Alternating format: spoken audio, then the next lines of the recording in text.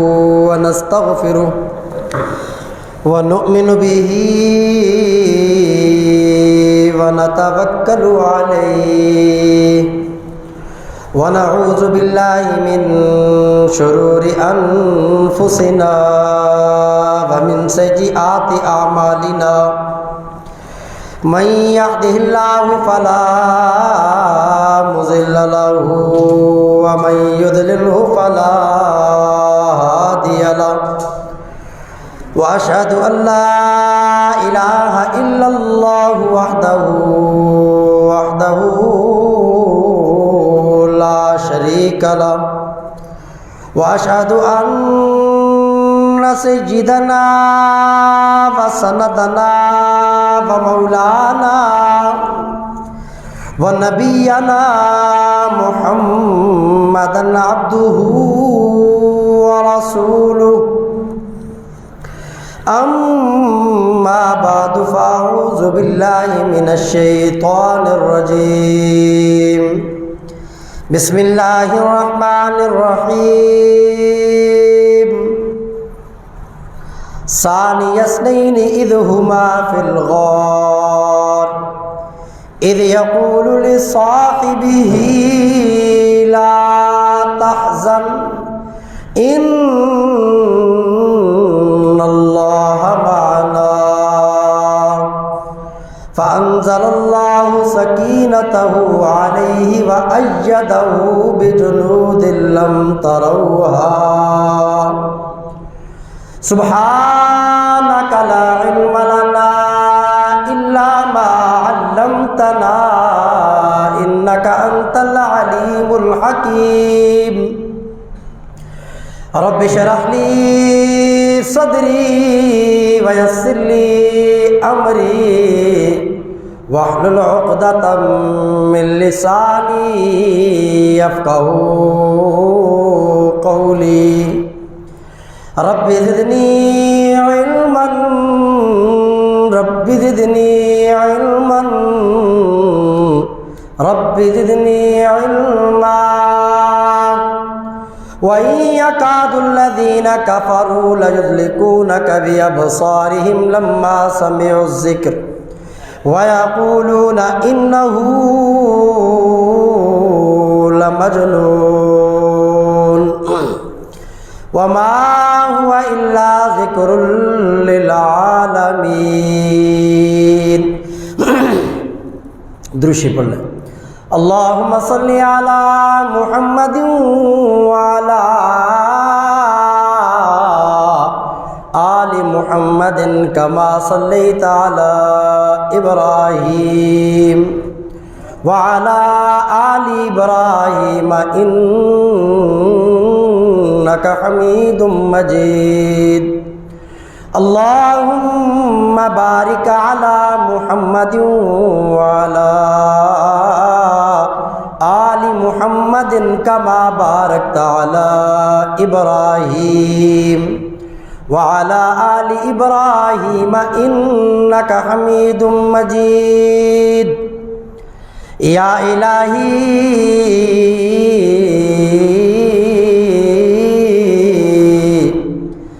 جب تک کہ میرے جسم میں میری جان رہے میری یہ تمنا ہے کہ میرے لب پہ تیرا قرآن رہے سب نبی اچھے خلیل اچھا کلیم اچھا مگر ان سب سے میرا مکے کا یتیم اچھا واجب الاحترام معزز سامعین بزرگوں دوستوں قرب و جوار کے اندر سننے والی عزیزہ اسلامی روحانی قابل صد احترام ماؤں بہنوں امام الانبیاء جناب محمد الرسول اللہ صلی اللہ علیہ وسلم دے سفر ہجرت دے واقعات تے دو خطبات تواڈے سامنے بیان کیتے نے۔ اج دے خطبے دے اندر بھی امام الانبیاء جناب محمد الرسول اللہ صلی اللہ علیہ وسلم دے سفر ہجرت دے بقیہ حالات و واقعات قرآن و سنت دی روشنی دی اندر بیان کراں گا۔ بارگاہ عزت دی اندر دعا ہے کہ اللہ تبارک و تعالی قرآن و سنت دے مطابق حق بیان کرنے سننے سنانے تو بعد سانو ساریاں نو عمل کرنے دی توفیق عطا فرمائے۔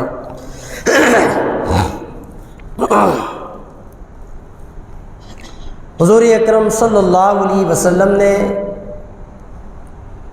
نبوت دے 13 سال پورے ہون تو بعد اللہ دے حکم دے نال اپنے یار غار سیدنا ابوبکر صدیق رضی اللہ تعالی عنہ دی معیت دے اندر مکہ مکرمہ تو مدینہ منورہ دا سفر شروع کیتا۔ 27 سفر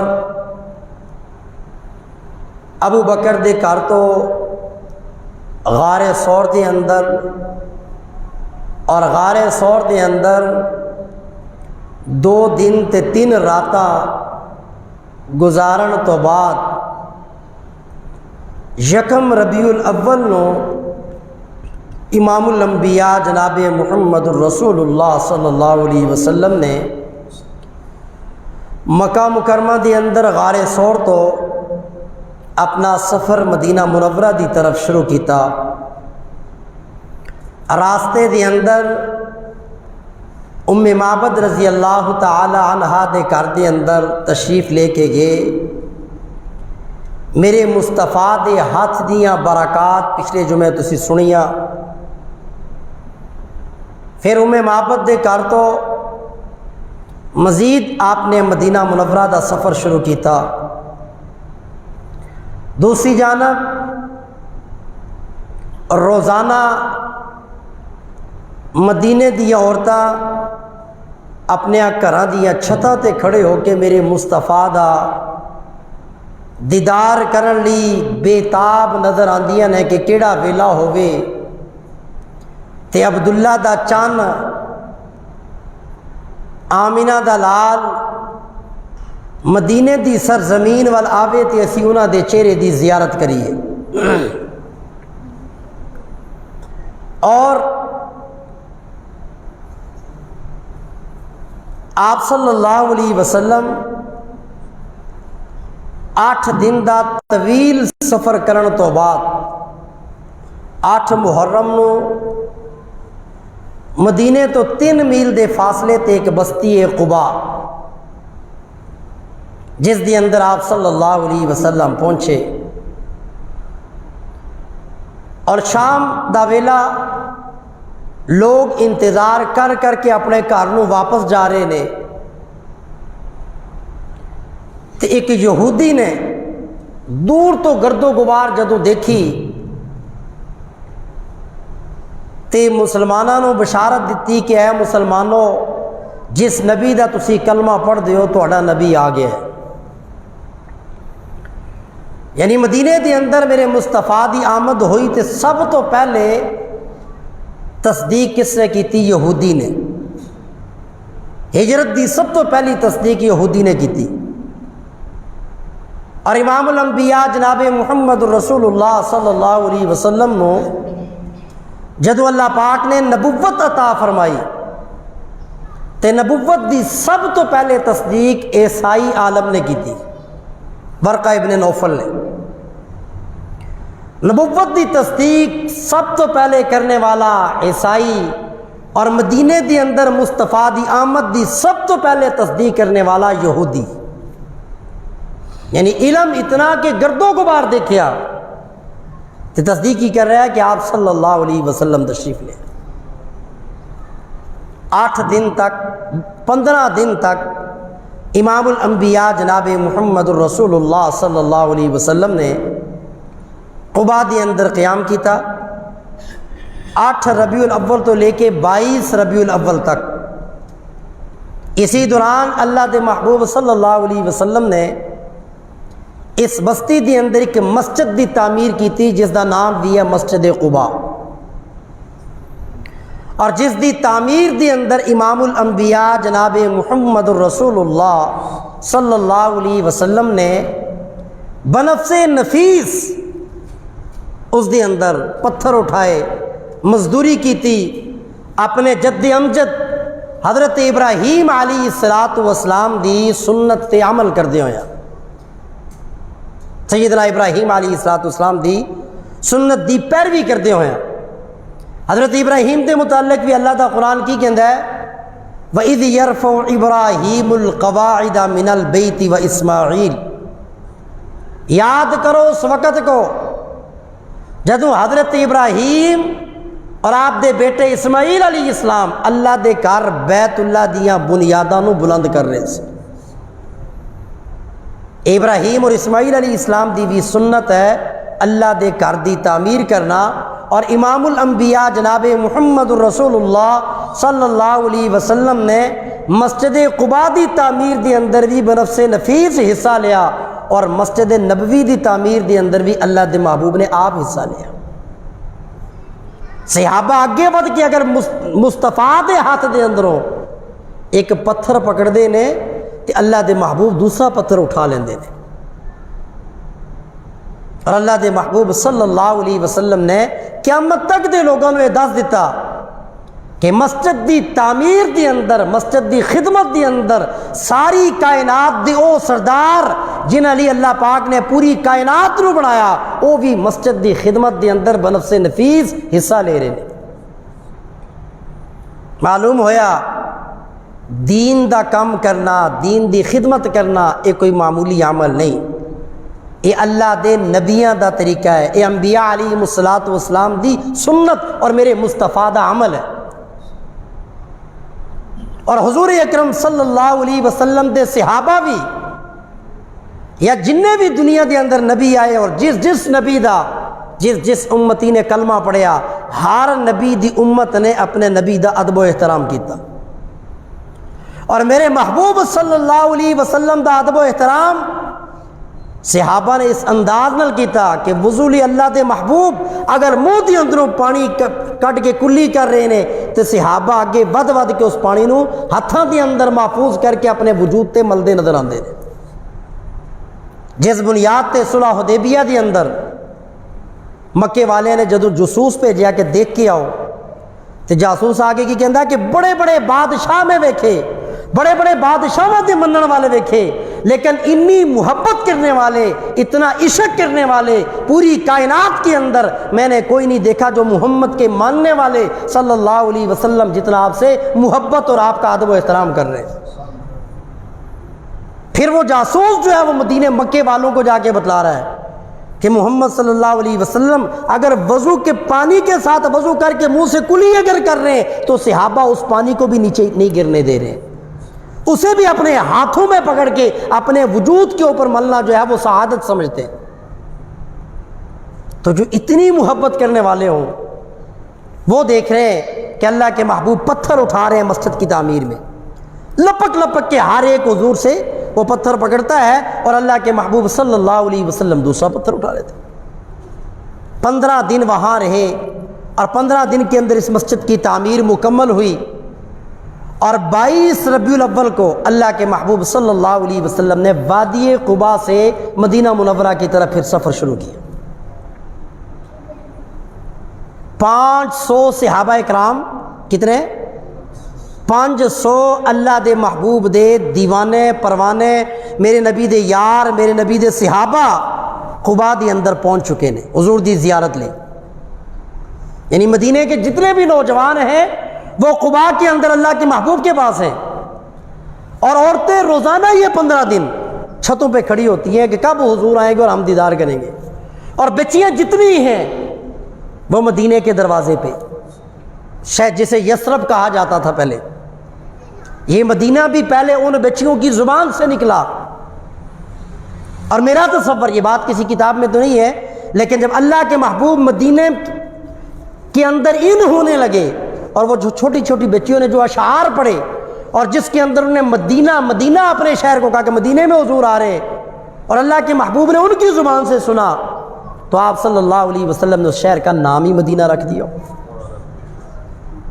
تو 500 صحابہ تلواریں اور نیزے لے کے امام الانبیاء جناب محمد الرسول اللہ صلی اللہ علیہ وسلم کی اونٹنی کے چاروں طرف ہیں، آپ کے ساتھ ہیں، اور آپ کا سفر یہ 3 میل کا قباء سے مدینے کی طرف، اس وقت مدینے سے 3 میل کا فاصلہ تھا اس بستی کا۔ اب تو مدینے کی آبادی بڑھتی بڑھتی قباء بھی مدینے کے شہر میں شامل ہو چکا ہے، اب تو اس سے بھی زیادہ آگے مدینے کی آبادی چلی گئی۔ تو اب آپ صلی اللہ علیہ وسلم اونٹنی پہ جا رہے ہیں، اور راستے کے اندر بنو سالم کا محلہ آیا، جمعے کا دن تھا، آپ صلی اللہ علیہ وسلم نے جمعے کی نماز جو ہے وہ بنو سالم قبیلے کے اس محلے میں اس جگہ میں ادا کی، جمعے کی نماز۔ اور میرے نبی کا وہ پہلا جمعے کا خطبہ جو وہاں آپ نے دیا، اس کے اندر الفاظ کیا تھے؟ جہاں حضرت عبداللہ بن اسلام رضی اللہ تعالیٰ عنہ جو یہودیوں کے عالم تھے، وہ بھی میرے نبی کا یہ خطبہ سن کے مسلمان ہو گئے، جس میں حضور اکرم صلی اللہ علیہ وسلم کے کچھ الفاظ تھے۔ پہلا جملہ اللہ کے نبی نے کیا فرمایا؟ فرمایا افشوا السلام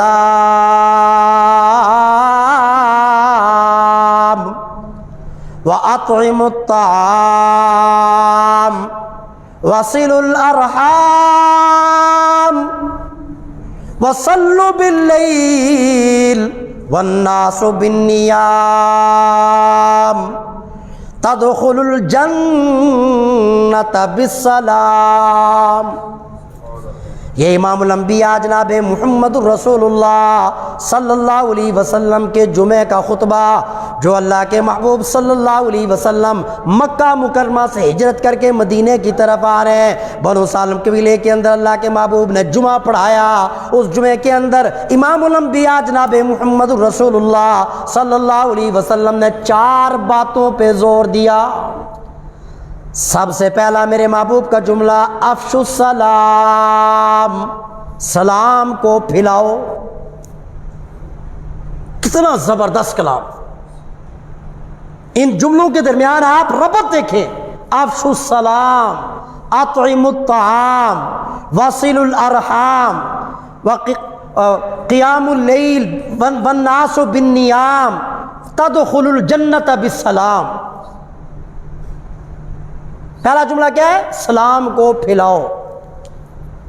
تمہیں کوئی سلام نہیں کرتا تب بھی تم اسے سلام کرو، چاہے کوئی آپ کو جانتا ہے، چاہے کوئی آپ کو نہیں جانتا، چاہے کوئی غریب ہے، چاہے کوئی امیر ہے، سلام کرنے کے اندر پہل کرو۔ جو اب ویسے ہی مٹ گیا ہے، اب تو کوئی دیندار ہے، نمازی ہے، دوسروں کو سلام کرنے میں توہین محسوس کرتا ہے، میں کیوں سلام کروں، جبکہ اسلام میں تو میں ہے ہی نہیں۔ اور عبادات اور اللہ کی بندگی کے اندر سب سے بزرگ و برتر کون تھا؟ ابلیس، چپے چپے پہ سجدے کرنے والا، ہر آسمان پہ جس کا الگ نام، کسی آسمان پہ اس کو عابد کہا جاتا ہے، کسی آسمان کے فرشتے اسے زاہد کہتے ہیں، کسی آسمان کے فرشتے اسے جو ہے وہ عزازیل کہتے ہیں، اور فرشتوں کا سردار جو بن گیا، لیکن تکبر عزازیل را خار کرد، بزندان لعنت گرفتار کرد۔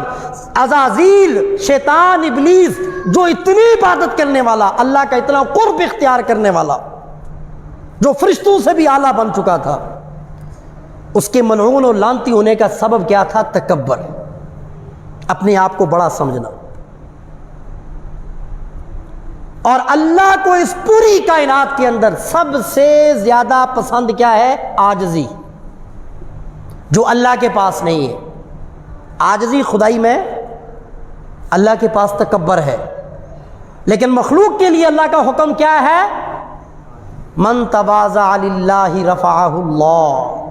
یہ میرے محبوب کے الفاظ ہیں، قیامت آ سکتی ہے لیکن نبوت کی زبان سے نکلے ہوئے جملے کبھی غلط نہیں ہو سکتے۔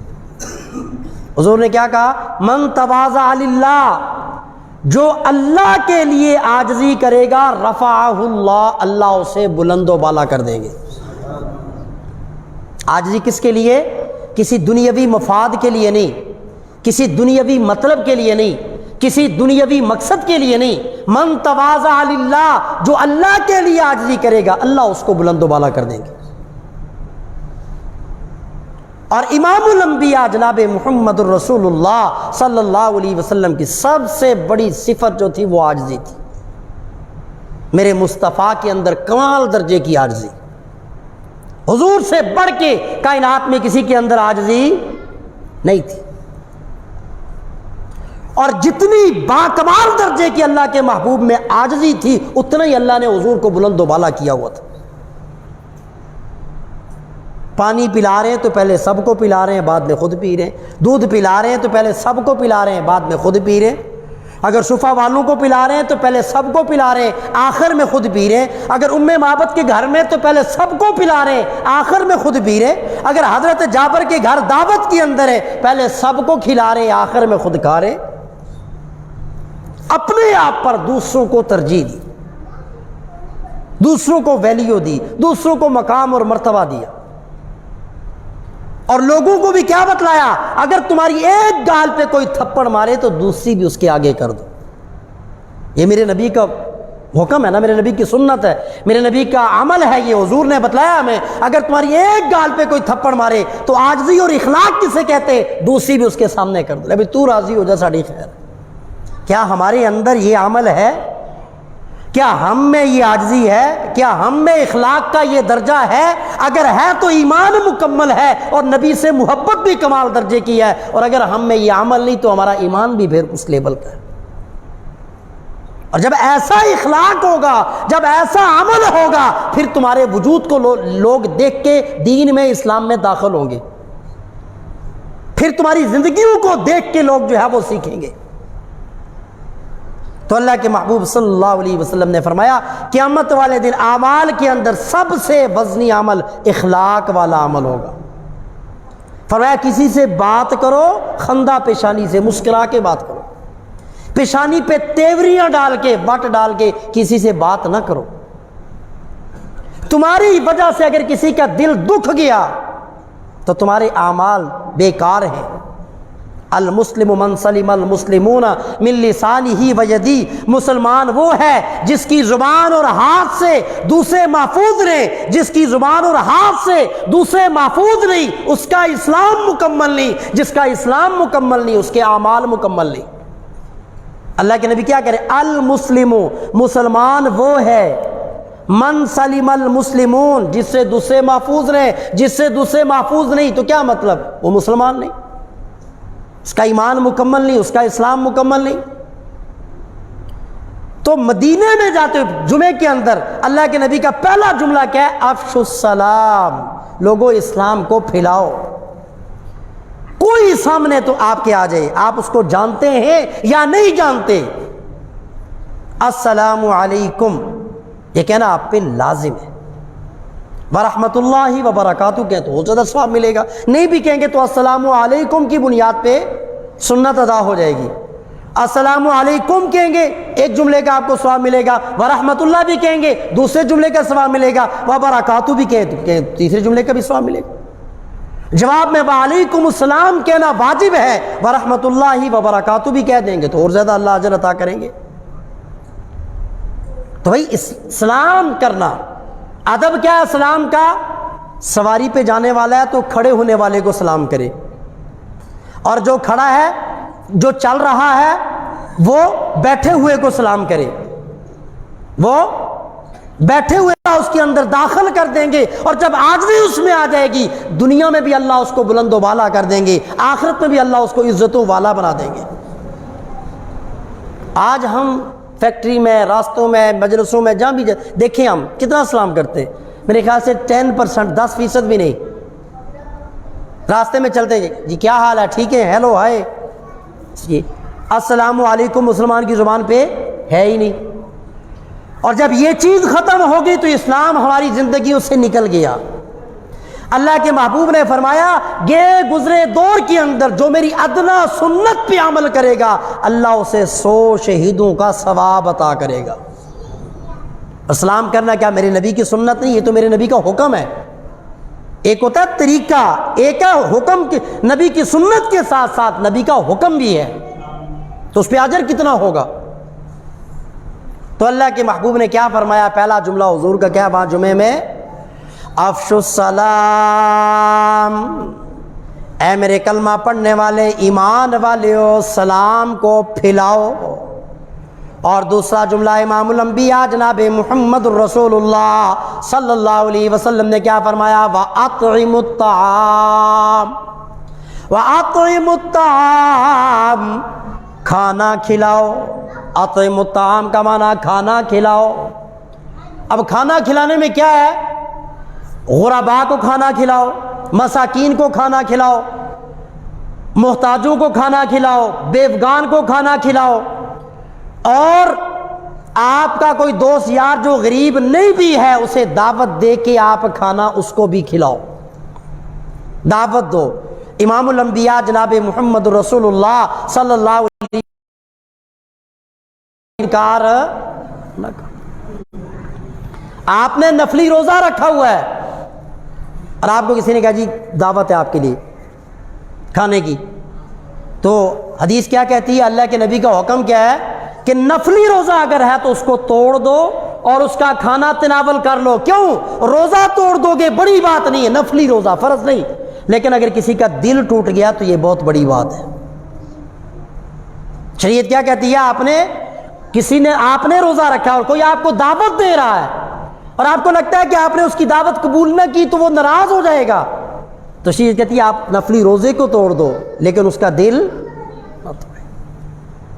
اطعموا الطعام، کھانا کھلاؤ۔ اور تیسرا جملہ میرے محبوب صلی اللہ علیہ وسلم نے جمعے کے اندر کیا بیان کیا، وصلوا الارحام، صلہ رحمی کرو۔ کیا کرو؟ صلہ رحمی کرو۔ صلہ رحمی کسے کہتے ہیں؟ اچھا سلوک کرنا، اچھا برتاؤ کرنا، اپنے قریبی رشتہ داروں کے ساتھ بھی، اپنوں کے ساتھ بھی، بیگانوں کے ساتھ بھی، پڑوسیوں کے ساتھ بھی، فیملی والوں کے ساتھ بھی۔ وصلوا الارحام یعنی صلہ رحمی کرو۔ بھی میری حدیث سن رہے نا، ان کا کام ہے شور کرنا، بچو انہیں ذرا پیچھے کر کے بٹھا دینا تھوڑا، باقی کوئی بات نہیں، بٹھا دے کوئی مسئلہ نہیں ہے۔ صلہ رحمی کرنا۔ امام الانبیاء جناب محمد رسول اللہ صلی اللہ علیہ وسلم نے فرمایا لیلۃ الجائزہ کی رات ہو، معراج کی رات ہو، ہجرت کی رات ہو، لیلۃ القدر کی رات ہو، یہ وہ راتیں ہیں، لیلۃ القدر کی رات، لیلۃ الجائزہ کی رات، شب برات کی رات، جس میں اللہ پاک عام معافی کا اعلان کر دیتے ہیں، لیکن وہاں کچھ لوگ شرک کرنے والے، ماں باپ کی نافرمانی کرنے والے، شراب پینے والے، قطع تعلق کرنے والے۔ قطع تعلق کسے کہتے ہیں؟ جو صلہ رحمی نہیں کرتا۔ صلہ رحمی کہتے ہیں معاملات کو، تعلقات کو جوڑنا، اور قطع تعلق کہتے ہیں توڑنا۔ جو صلہ رحمی نہیں کرتے، قطع تعلق کرتے ہیں، دوریاں اختیار کرتے ہیں اپنوں سے، اللہ کے محبوب نے، اللہ تبارک و تعالیٰ کیا فرماتے ہیں، چاہے وہ لیلۃ القدر کی رات ہو، چاہے شب برات کی رات ہو، چاہے لیلۃ الجائزہ چاند رات، چھوٹی عید کی رات ہو، جہاں اللہ عام معافی کا اعلان کرتے ہیں، ان لوگوں کے لیے وہاں بھی ان کی بخشش اور مغفرت نہیں ہے۔ چاہے چھوٹی عید والا دن ہو جب اللہ تعالیٰ کہتے ہیں کہ جتنے بھی واپس جا رہے ہو عید کی نماز پڑھ کے، بخشے بخشائے ایسے واپس جاؤ جیسے بچہ ماں کے پیٹ سے گناہوں سے پاک اور صاف پیدا ہوتا ہے۔ لیکن قطع تعلق کرنے والا، صلہ رحمی نہ کرنے والا، ان لوگوں کی اس مقام پہ بھی بخشش نہیں ہے۔ اس لیے میرے دوستو یہ دنیا کی چند روزہ زندگی ہے، یہ چند روزہ زندگی ہے، 40 سال، 45 سال، 50 سال، اب تو 40 سے اوپر تو ویسے ہی کسی کو ہارٹ کی پرابلم، اب تو 30 35 بچوں کو ہم دیکھ رہے ہیں شوگر کی بیماری ہے، بچوں کو ہم دیکھ رہے ہیں ہائی بی پی ہے۔ تو لائف تو کتنی ہے؟ اللہ کے نبی نے فرمایا میری امت کی اوسط عمر کتنی ہے؟ 63 سال۔ یہ چند روزہ دنیا کی زندگی ہے۔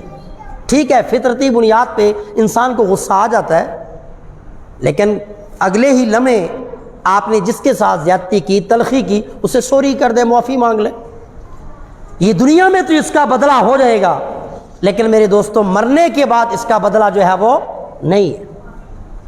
اس سے اللہ کے محبوب نے کیا فرمایا؟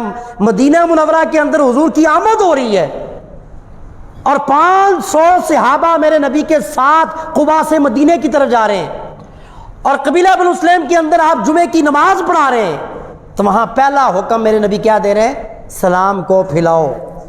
دوسرا حکم حضور نے کیا دیا؟ کھانا کھلاؤ، دعوت کو عام کرو۔ اور تیسرا میرے نبی نے کیا فرمایا؟ صلہ رحمی کرو۔ کیا کرو؟ صلہ رحمی کرو، تعلقات کو آپس میں جوڑ پیدا کرو، قطع تعلق نہ کرو۔ اور چوتھا حکم میرے نبی نے کیا فرمایا؟ وصلوا باللیل، وصلوا باللیل، رات کے وقت نماز پڑھو۔ کب؟ والناس بالنیام، جب لوگ سو جائیں۔ وصلوا باللیل والناس بالنیام، رات کی نماز پڑھو جب لوگ کیا کریں؟ اس نماز سے مراد کون سی نماز ہے؟ تہجد کی نماز۔ کون سی؟ جب ساری دنیا سو جاتی ہے اس وقت جو جاگ کر اللہ کے سامنے کھڑا ہوتا ہے وہ راز و نیاز خدا اور بندے کے درمیان ہوتی ہے۔ سلام کو پھیلاؤ، کھانا کھلاؤ، صلہ رحمی کرو، اور رات کو نماز پڑھو جب لوگ سو جائیں۔ یہ 4 جملے میرے نبی نے فرمایا: افشوا السلام واطعموا الطعام وصلوا الارحام وصلوا باللیل والناس بالنیام۔ 4 جملے بولنے کے بعد اللہ کے نبی اب نتیجہ نکال رہے ہیں، اب رزلٹ دے رہے ہیں۔ کیا؟ تدخل الجنت بالسلام۔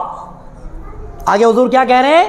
تدخل الجنت بالسلام، جس نے یہ 4 کام کر لیے وہ سلامتی کے ساتھ جنت میں داخل ہو جائے گا۔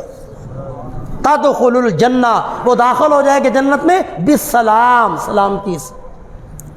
قبر میں بھی پکڑ نہیں، حشر میں بھی پکڑ نہیں، پل صراط میں بھی پکڑ نہیں۔ سلامتی سے مراد کیا؟ بھئی جنت میں تو ہر کلمہ پڑھنے والا جائے گا بالسلام، عافیت کے ساتھ، سلامتی کے ساتھ، اللہ کے عذاب سے بچتے ہوئے وہ بندہ جنت میں داخل ہو جائے گا جس نے سلام کو پھیلایا، جس نے کھانا کھلانے کو عام کیا، جس نے صلہ رحمی کی، جو راتوں کو اٹھ کے اللہ کے دربار میں کھڑا ہوا۔ اللہ کے محبوب نے فرمایا: تدخل الجنت بالسلام۔ میں امام الانبیاء جناب محمد الرسول اللہ صلی اللہ علیہ وسلم فرما رہا ہوں، جو یہ 4 کام کرے گا وہ سلامتی سے جنت میں داخل ہو جائے گا۔ یہ میرے مصطفیٰ کی مدینے کے اندر جو ہے وہ جمعے کی پہلی تقریر ہے، اور جمعے کی اس مجمع کے اندر، جمعے کے اس بیان کے اندر اللہ کے محبوب نے کتنی باتوں پہ زور دیا؟ بولو، 4 باتوں پہ۔ کتنی باتیں؟ 4۔ کون کون سی؟ دھیان میری طرف رکھیں نا، پیچھے بچوں کی طرف نہ رکھیں۔ کون کون سی 4 بات؟ بھائی دیکھیں، جمعے کا مقصد یہ نہیں ہے کہ بھائی سن کے جائیں اور باہر جائیں تو پھٹے چا کے دیتے جی آنکھیں کی ہے پتہ ہی نہیں۔ اللہ کے نبی نے فرمایا کہ ایک بات بھی اگر میری ایک حدیث بھی سن لو تو دوسروں تک پہنچانا تم پہ لازم اور ضروری ہے۔ تو دین کی جتنی بات سنی جائے کوشش بندہ کرے کہ اس کا مفہوم جو ہے وہ کیا ہو؟ دل و دماغ میں بیٹھ جائے، اور وہ اسی صورت میں ہوگا جب آپ توجہ کے ساتھ کیا کریں گے؟ سنیں گے۔ اس لیے میرے دوستو، دین میرے بیان کرنے کا محتاج نہیں ہے، اور دین آپ کے سننے کا بھی محتاج نہیں ہے۔ ہم سب دین کے محتاج ہیں، دین ہمارا محتاج ہے، اور دین کا کام لینے کے لیے تاریخ گواہ ہے، اللہ تعالیٰ نے کیڑے مکوڑوں سے، ابابیلوں سے، چیونٹیوں سے، مچھروں سے، کس کس سے اللہ نے دین کا کام لیا ہے۔ اللہ تعالیٰ ہمارا محتاج ہے۔ کبھی بھی آپ قرآن و حدیث کی بات سنیں ہمہ تن گوش ہو کے توجہ سے، اور دھیان اس میں دوسری طرف نہ ہو۔ اگر آپ دین کی بات میں اپنا دھیان دوسری طرف کریں گے تو اس کا مطلب یہ ہے کہ آپ دین سے استغنا اختیار کر رہے ہیں، آپ دین سے لاپرواہی کر رہے ہیں۔ آپ کو دین قرآن و حدیث کی ضرورت نہیں ہے۔ نہ سننا یہ گناہ نہیں ہے، لیکن دھیان سے نہ سننا یہ بہت بڑا گناہ ہے۔ جس طرح بعض لوگ کیا کہتے ہیں جی گھر میں جادو کے اثرات، جی سورہ بقرہ لگا لیا کریں جی کیسٹ میں، بھئی سورہ بقرہ وہاں چل رہی ہے کیسٹ کے اندر، اور آپ جو ہے وہ کوئی سویا ہوا ہے، کوئی موبائل یوز کر رہا ہے، کوئی اپنے کام کر رہا ہے، بھئی قرآن چل رہا ہے، سننے والا کوئی نہیں ہے، تو یہ گھر میں برکت نہیں ہوگی، یہ الٹا اللہ کا عذاب آئے گا۔ قرآن کا حکم کیا ہے؟ فرمایا وَإِذَا قُرِئَ الْقُرْآنُ فَاسْتَمِعُوا لَهُ وَأَنصِتُوا لَعَلَّكُمْ تُرْحَمُونَ۔ اللہ پاک کا حکم کیا ہے؟ وَإِذَا قُرِئَ الْقُرْآن، جب بھی، جہاں بھی، جدوں بھی، جڑے ویلے بھی، جس مجلس دے اندر بھی، چاہے جمعے دے اندر ہوئے یا عام حالات دے اندر ہوئے، وَإِذَا قُرِئَ الْقُرْآنُ، جدوں بھی قرآن پڑھیا جائے، اللہ دا قرآن، اللہ پاک آپ اپنے قرآن دا ادب دس رہے ہیں۔ وَإِذَا قُرِئَ الْقُرْآنُ فَاسْتَمِعُوا لَهُ، پوری توجہ، پورے دھیان نال اللہ دے قرآن نو سنیا کرو۔ فَاسْتَمِعُوا لَهُ، توجہ اودے وال، وَأَنصِتُوا، اور قرآن سن دیا ہویا بولنا نہیں، چپ رہنا ہے۔ وَأَنصِتُوا، فَاسْتَمِعُوا لَهُ پہلا ادب، وَأَنصِتُوا دوسرا ادب۔ اگے اللہ پاک نتیجہ بیان کر رہا ہے، وَإِذَا قُرِئَ الْقُرْآن، جب قرآن پڑھا جائے، فَاسْتَمِعُوا لَهُ، جب تم خاموش، توجہ پوری ہو گئی، وَأَنصِتُوا چپ بھی ہو گئے، یا اللہ اب کیا ملے گا؟ اللہ کا قرآن کہتا ہے لَعَلَّكُمْ تُرْحَمُونَ، پھر آسمانوں پہ میں تم پہ اپنی رحمت کی بارش نازل کر دوں گا، پھر میری رحمت آسمانوں پہ بھی تم پہ اترے گی، تمہارے دائیں بھی آ جائے گی، تمہارے بائیں بھی آ جائے گی، پھر اللہ کی رحمت تمہارے پیچھے بھی ہوگی، پھر اللہ کی رحمت تمہارے آگے بھی ہوگی، پھر اللہ کی رحمت تمہارے سر پہ بھی ہوگی، چاروں اطراف نہیں 6 اطراف سے اللہ تبارک و تعالیٰ فرماتے ہیں میں تمہیں اپنی رحمت میں گھیر لوں گا۔ تو جب قرآن پڑھا جائے تو کیا ہونا چاہیے؟ ہمتن گوش، پوری توجہ اس کی طرف۔ آپ نے دیکھا ہوگا، مجھے 22-23 سال ہو گئے آپ کے سامنے یہاں بیٹھ کے، میں نے کبھی یہاں پہ بیٹھ کے مراسیوں والا کام کیا ہے؟ کبھی کوئی لطیفے، کوئی چٹکلے، کچھ ایسی چیزیں آپ کو؟ ممبر امام الانبیاء جناب محمد رسول اللہ صلی اللہ علیہ وسلم کی مسند ہے، یہ میرے نبی کا انداز ہے، اور یہاں بیٹھ کے، اس مجمع میں بیٹھ کے پھر ایسی بات کرنا اور سامنے قرآن ہو، یہ مناسب نہیں ہے۔ اس لیے میں نے اپنی اس جگہ پہ بیٹھ کے 23 سال کے عرصے میں کبھی آپ کے سامنے الحمدللہ مجھے یاد نہیں کہ میں نے کبھی کوئی چٹکلا آپ کو یا کوئی ایسا کام کیا ہو یا کوئی مذاق کیا ہو۔ قرآن و حدیث بیان کرتے ہوئے یہ چیزیں زیب نہیں دیتی، اور کبھی میں نے آپ کو یہ بھی نہیں کہا بار بار کہ جی آپ داد دیں، یہ کریں، وہ کریں۔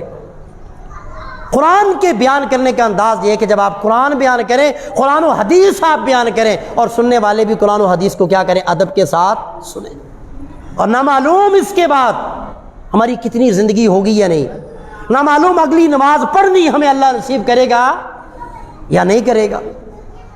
آپ سارے یہاں جو اٹھ کے آئے، اس میں ہمارا کوئی کمال نہیں، یہ ہزاروں مرتبہ محبت کی نظر سے اللہ نے دیکھا ہے تو رب آپ کو یہاں لے کے آیا ہے۔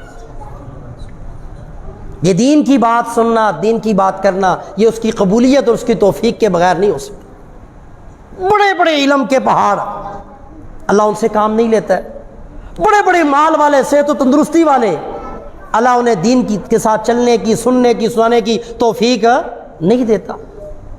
یہ قبولیت وہاں سے ہے۔ یہ میں نے آپ کو پہلے بھی کئی دفعہ کہا کہ حضرت نوح نبی کا بیٹا ہو، نبی کی بیوی ہو، نبی کا باپ ہو، نبی کی ماں ہو، وہ کافر ہے، نبی چاہتے ہیں لیکن رب نہیں چاہتا۔ جب اللہ نہیں چاہتا تو انہیں ایمان کی دولت اس کی چاہت ہی نہیں ہے، اور جب وہ چاہنے پہ آتا ہے تو وہ فرعون جو حضرت موسیٰ علیہ السلام کو دنیا میں آنے دینا نہیں چاہتا، اللہ کی کہندا ہے کہ مینوں بھی موسیٰ دا رب نہ آکھی جویں موسیٰ دی پرورش کفالت تیرے گھر دے اندر تیرے خرچے تے نہ کروائی۔ اور جب وہ قبول کرنے پہ آتا ہے تو اسی فرعون کی بیوی آسیہ جو ہے، اللہ اسے ایمان کی دولت سے مالا مال ہی نہیں کرتا بلکہ اس آسیہ کو جنت کے اندر میرے مصطفیٰ کی بیوی بھی بنا دیتا ہے۔ یہ بات ہے چاہت اور قبولیت کی۔ تو میرے محبوب صلی اللہ علیہ وسلم نے جمعے کے اندر اس تقریر میں کتنی باتوں پہ زور دیا؟ 4 باتیں۔ سب سے پہلی بات کیا ہے؟ بتلائیں اونچی آواز سے سارے، جسے نہیں آتی وہ سن کے اس کو سب سے پہلا کیا کرنا ہے؟ سلام کو پھیلانا ہے۔ اب سلام پھیلانے سے مراد نہیں کہ آپ کھڑے ہو کے تقریر کریں، یہ آپ کا کام نہیں ہے۔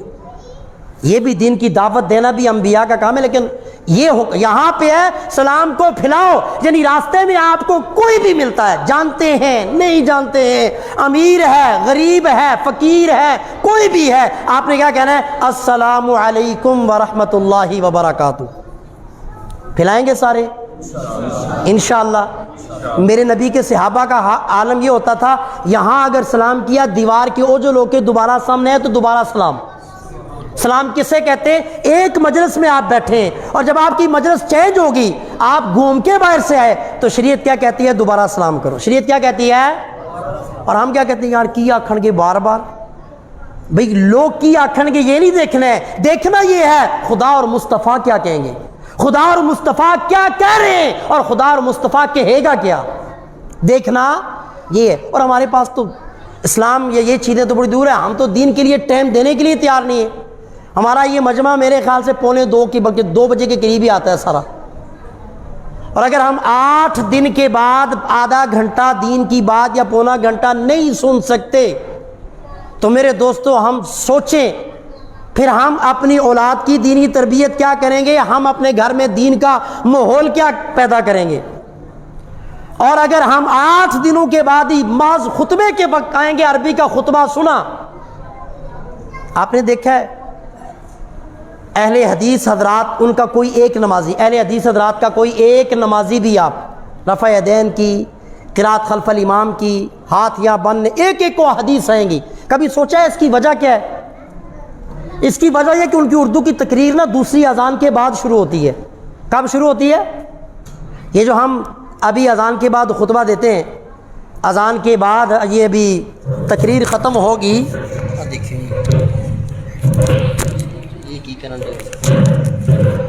تو ابھی دوسری اذان ہوگی اور اس کے بعد ہمارے عربی کے 2 خطبے ہوں گے۔ ان کا جو ہمارا جو عربی کا خطبہ ہوتا ہے، ان کے ہاں پہلا خطبہ اردو کی تقریر ہوتی ہے اور دوسرا خطبہ عربی میں ہوتا ہے۔ اور آپ کو پتہ ہے کہ دوسری اذان سے پہلے اگر آپ پہنچنا ضروری، اور عربی کے خطبوں کا جیسے آپ سنتے ہیں یہ سننا بھی کیا ہے؟ لازم ہے۔ جب وہ یہ سنتے ہیں، ہر جمعے کی تقریر پوری سنتے ہیں، پابند ہیں کہ دوسری اذان سے پہلے ہم نے پہنچنا ہے، دوسری اذان سے پہلے ہم نے کیا کرنا ہے؟ پہنچنا ہے۔ اور جب ایک آدمی 50 سال کا، 60-70 سال کا، 50-40 سال سے پوری تقریر سن رہا ہے تو ساری احادیث علم اسے آتا ہے۔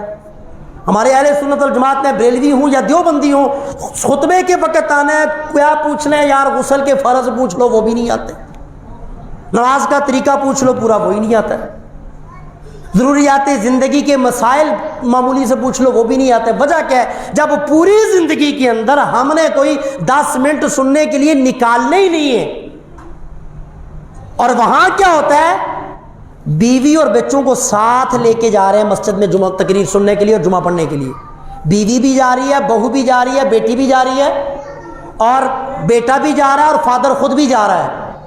جب پوری فیملی جا رہی ہے، قیامت آ جاتی ہے، وہ اپنے عقیدے سے، اپنے نظریے سے، اپنے مسلک سے یا دین کی بات سے کبھی ہٹے گا نہیں۔ وجہ کیا ہے؟ دین سیکھا ہے، رگوں میں اترا ہے، سن کے عمل کر کے۔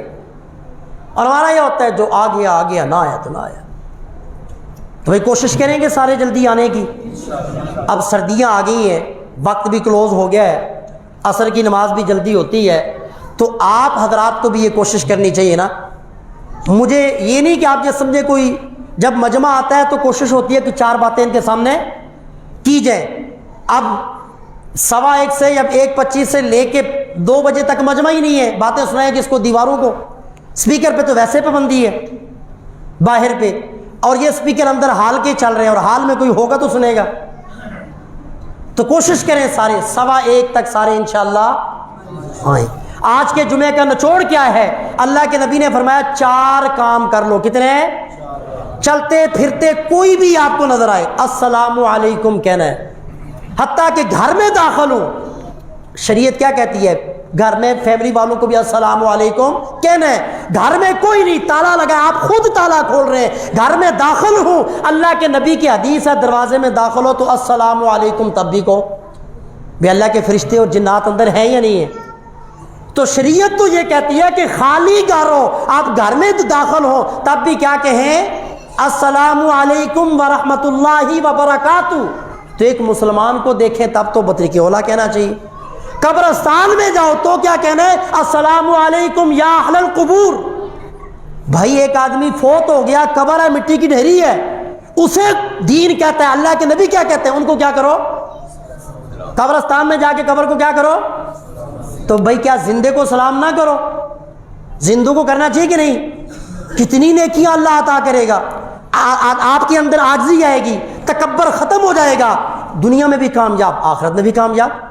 تو پہلا کام اللہ کے نبی نے کیا فرمایا؟ سلام کو پھیلاؤ.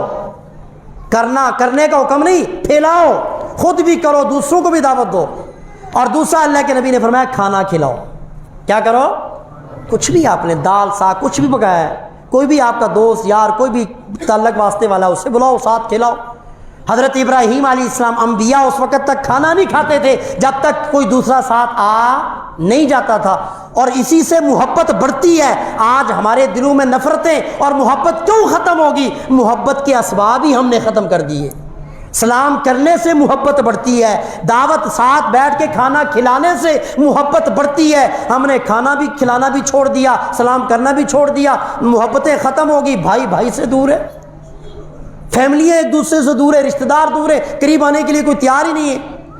تو سارے انشاءاللہ سلام جب بھی موقع ملے کھانا کھلائیں گے. اور نمبر 3 اللہ کے نبی نے کیا فرمایا؟ صلہ رحمی. کسی سے ناراض، 2 مسلمانوں کا 3 دن تک ناراض رہنا دین میں جائز ہے. اور اگر اس حالت میں موت آ گئی تو بخشش نہیں ہوگی. کتنی سخت وعید ہے. قرآن و حدیث کہتا ہے، اللہ کے نبی کہتے ہیں جن کو ہم سے اتنی محبت کے موت کے وقت بھی اسرائیل کو کیا کہہ رہے ہیں؟ قیامت تک کے کلمہ پڑھنے والوں کی موت کی تکلیف مجھے دے دے پر میرے کسی امتی کو موت کی تکلیف نہ آئے. وہ ہمیں کہہ رہے ہیں کہ قطع تعلق نہیں کرنا ہے، جوڑنا ہے، ناراض نہیں ہونا ہے، دوسروں سے میل ملاپ کرنا ہے. تو سارے انشاءاللہ جس سے ناراض ہیں قربت اختیار. اور چوتھا اللہ کے نبی نے فرمایا جب بھی ہو سکے جب لوگ سو جائیں اللہ کے دربار میں کھڑے ہو کے اللہ کو پکارو. جب بھی اللہ موقع دے، رات 11 بجے 12 بجے 1:30 بجے 2 بجے. پاور لوم چلانے والوں کے لیے تو مسئلہ ہی کوئی نہیں ہے، آدھی رات کو کسی بھی وقت وضو کریں، اپنی لوموں کو دیکھ لیں، چکر لگائیں، برابر کر کے 2 رکعت پڑھ لیں. 2 سے 8 تک جتنا مرضی پڑھیں، 2 پڑھیں 4 پڑھیں 6 پڑھیں 8 پڑھیں، آپ 2 پڑھ لیں. اللہ کثرت کو نہیں دیکھتا، اللہ تو دل کو دیکھتا ہے. اللہ کسے دیکھتا ہے؟ دل کی محبت کو اللہ دیکھتا ہے. جتنی مشکل کے اندر، جتنا پھنسا ہوا بندہ، جتنی تنگی کے اندر انسان دین کا کام کرتا ہے، اللہ اجر و ثواب بھی اتنا ہی زیادہ عطا کرتا ہے.